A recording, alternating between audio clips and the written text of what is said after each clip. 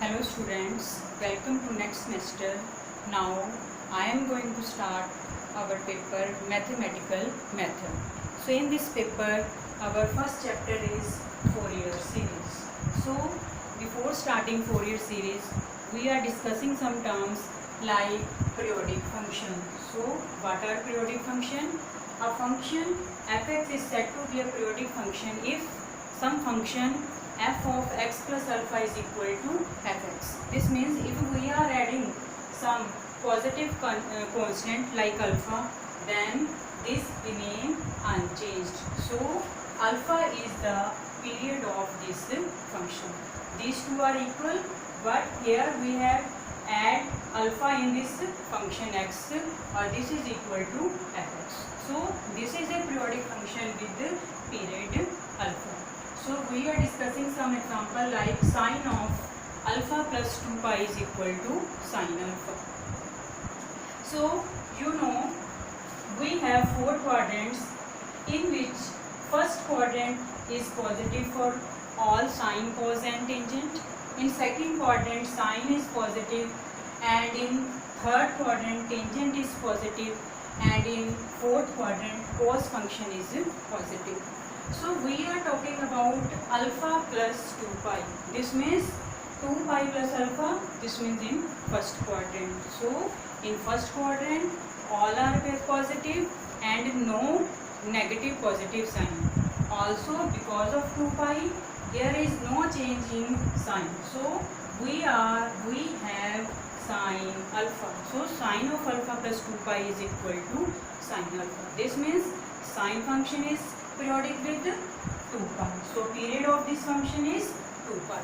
Now we are talking about cos of function. Same is here, cos of alpha plus 2 pi. This is also is equal to cos alpha, because again we are in same condition in first quadrant, and here all angles are positive. So cos alpha is also positive. So result is values of this sine alpha, cos alpha, secant alpha, cosecant alpha remain unchanged, and period of each is 2 pi, where secant is reciprocal of cos of alpha and cosecant alpha is reciprocal of sine alpha. Now we are talking about tangent of angle. So tangent of theta plus pi. So in this quadrant pi plus this is tangent's plot. So here tangent is positive. So we are left with tangent theta. So here no change.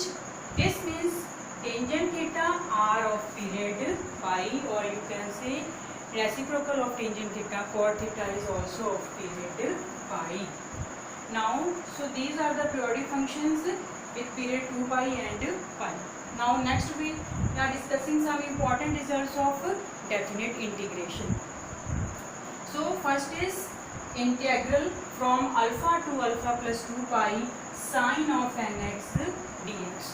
So we simply integrate this and check what is the result. So simply integration of sine of nx is minus cos nx upon n, and limits of integration from alpha to alpha plus 2 pi. So minus 1 upon n is constant. So we simply apply limit on cos of nx. So firstly we apply upper limit. So x become cos of n alpha plus 2 pi minus lower limit apply कर cos of n alpha. But we know cos is periodic with 2 pi. This means this is left with only cos of n alpha minus sine cos of n alpha. And now these two terms are like terms with opposite sign. This means their result is 0.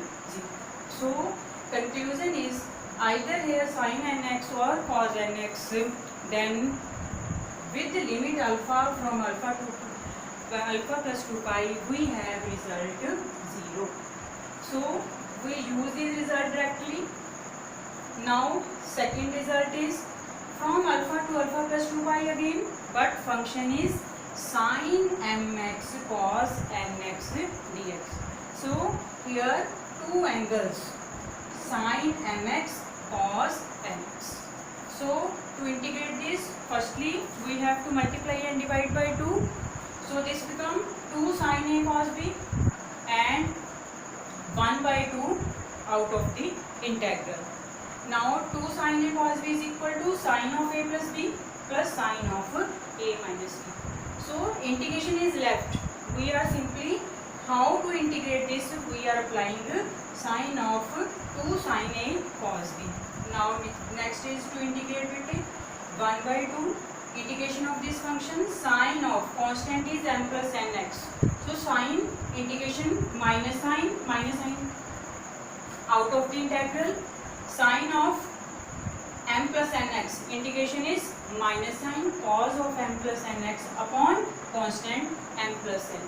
Similarly, integration of this minus sign cos of m minus n x bahar and upon constant m minus n and limits of integration. So here is same step. We firstly apply upper limit, then lower limit. So you can check again. We are with the same conclusion because periodic function cos of m plus n alpha plus 2 pi and alpha plus 2 pi is again cos of m plus n alpha. Similarly, same thing with lower limit. So these two terms cancel. Similarly, when we apply upper limit and lower limit here, so same terms with the opposite sign. So conclusion result is 0. So either function is sin mx, either function is with sin mx cos nx, we have result 0. But limits of integrations are same from alpha to alpha plus 2 pi. Next third result, from alpha to alpha plus 2 pi sin nx cos nx dx. What is the difference between these two? Here angle is same. So we apply 2 sin A cos because here angles are same, which is equal to sin 2 theta, मतलब sin 2 nx. Now we solve for this again. Integration of sin 2 nx is minus cos 2 nx upon 2n. Then apply limits alpha from alpha plus 2 pi. Then again we have result is equal to 0. So for these type of functions, 3 types of function, we have result is equal to 0. Now next fourth result is, so alpha from alpha to alpha plus 2 pi sin square nx. Now you know for square functions we change in 1 minus cos 2 angle nx upon 2. 1/2 is constant. Integrating 1 and cos 2 nx. So integration of 1 is x and cos 2 nx is sin 2 nx upon 2. Now applying upper limit and lower limit. On applying upper limit, here x alpha plus 2 pi minus lower limit alpha. So this is the first term. Now in second term again we apply upper limit minus lower limit.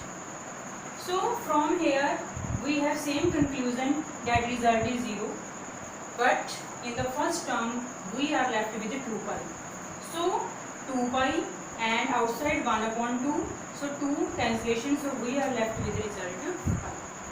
So from these results we have conclusion either single sine function or cos function, or in multiply we have 2 functions, either same angle, either different angle, we have result 0. But when we have sine square of function or cos square of function, then we have result is equal to pi. So we use these results directly when we require. So now we check these rules and next we do next